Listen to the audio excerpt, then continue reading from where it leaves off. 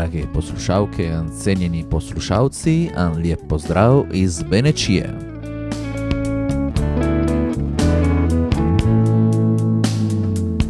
Sem pot končal,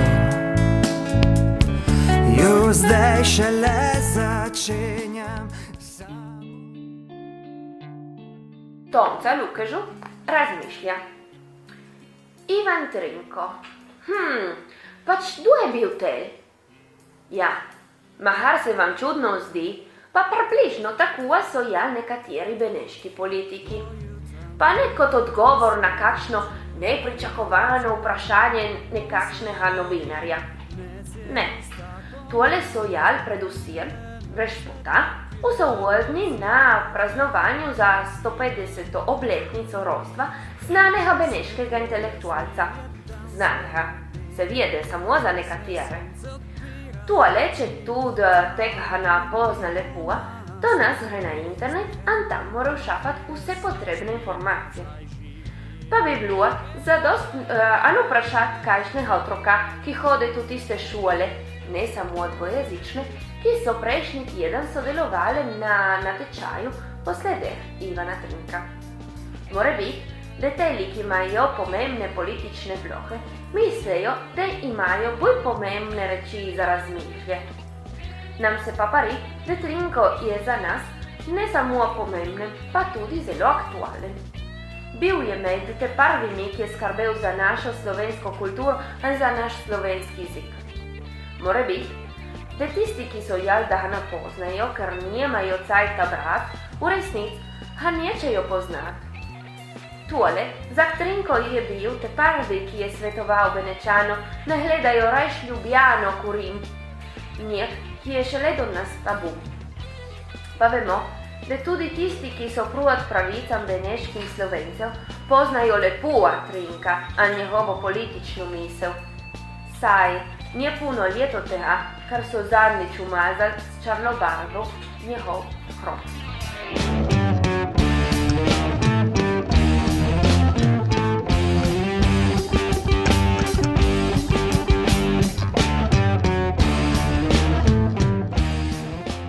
Poučevanje manjšinskih jezikov v šolah na narodno mešanih območjih s posebnim poudarkom na izkušnjah s tem v zvezi v Kanalski dolini je bilo v ospredju zanimivega posveta, ki je bil petek 10. maja v Beneški palači v Naborjetu.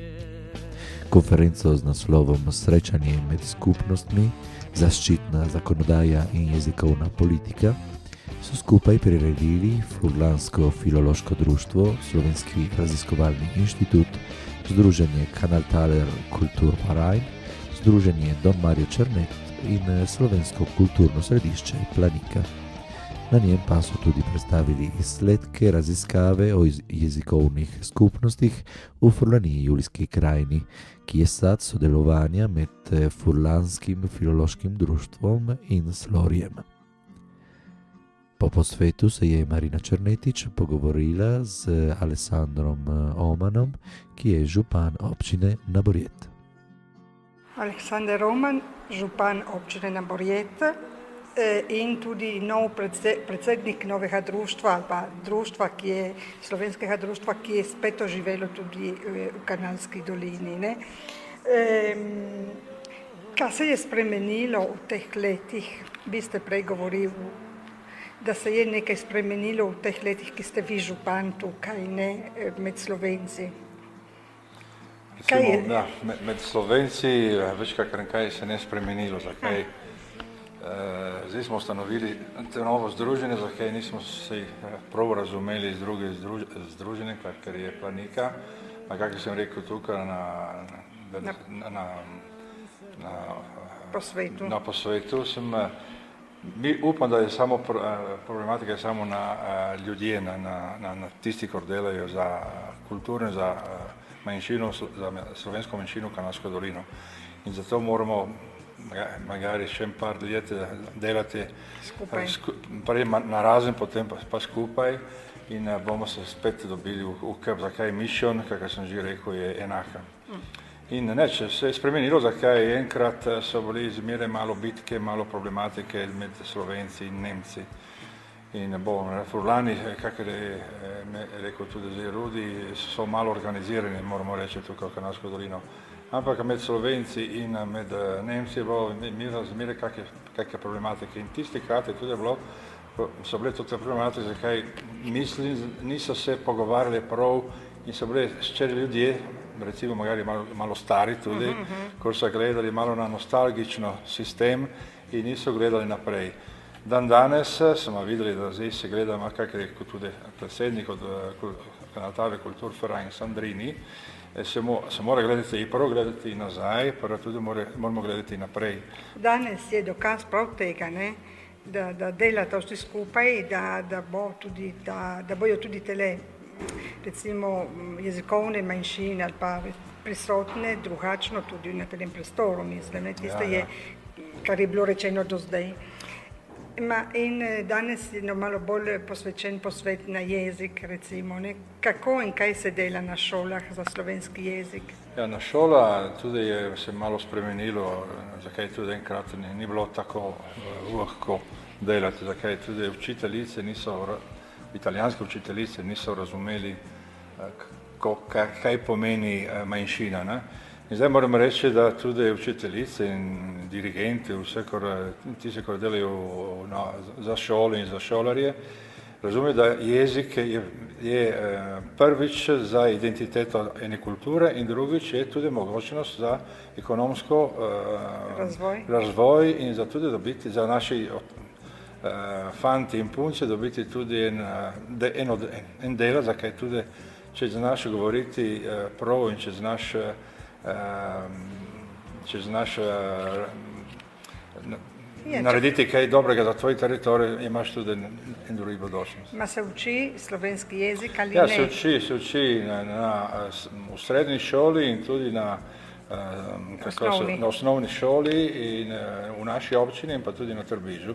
Moram reči, da tudi prispevke, ko pridejo od naše dežele, pomagajo jeti naprej, zakaj brez prispevke bi bilo vse bolj prazno. Ma zakoni se delajo tudi da so uporabljeni potem recimo, ne? Ja, že konstitucijon je rekla artikol vsej, da so ki da ni bo nikoli denar. Ampak recimo, če gremo spet na šolo, ki mora biti me zanima, da ki prihajajo iz Pietra in iz dvojezične šole, bi tudi ste vprašali učenje slovenščine, kakor recimo kurikularno, ne? Ja. In to ne bo mogoče za zdaj. Ja, mi smo vprašali gore trijezično, ne? In logično je malo momentarno utopično, samo da smo začeli vprašati, smo začeli delati v Krš tudi z občina na Trbižu in upamo, da bo prišlo, da bo vse ta ekonomska situacija, ker je tako težka, da se bo kaj spremenilo in da se bo kaj naredilo. Hvala lepa, gospod župan. Hvala vam.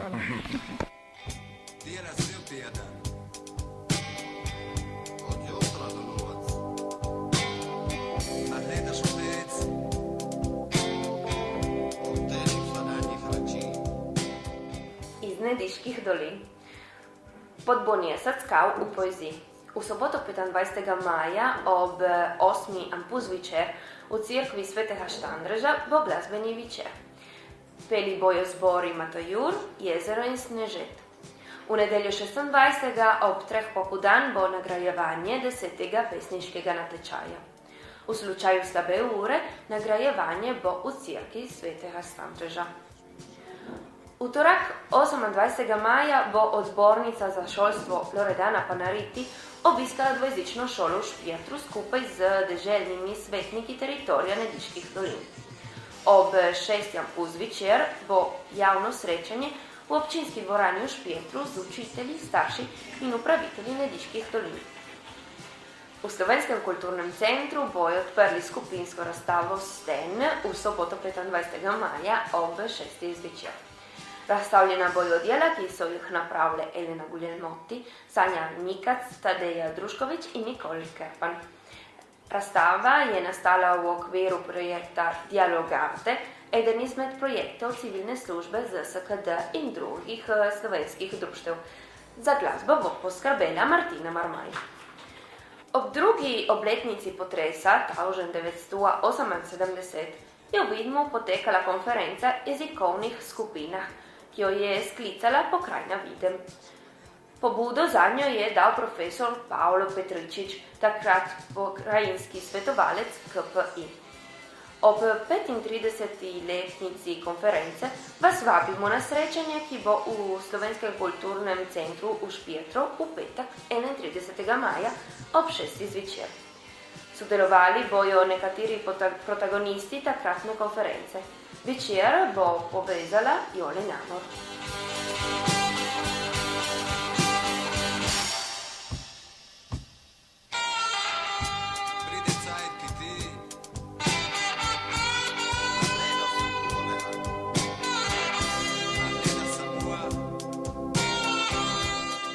Kanalska dolina. V Kanalski dolini so običaj dvignjene maje ohranili samo v Žabnicah. Zato bojo letos dvignili majo v soboto 25. maja. Sprevod bo pričel ob 2 popoldan. Ob 8. uri zvečer bojo pri cerkvi svetega Egidija drevo dvignili. V slučaju slabega vremena bojo celotno obred prenesli v sredo 28. maja. Knjižnica Dušana Černeta iz Trsta vabi v župnijsko dvorano v Špjetar 25. maja ob 8. zvečer na podelitev 25. nagrade Dušana Černeta monsignorju Marinu Polici. Za danas je vse, se slišimo spet čez en teden, a lep pozdrav iz Benečije.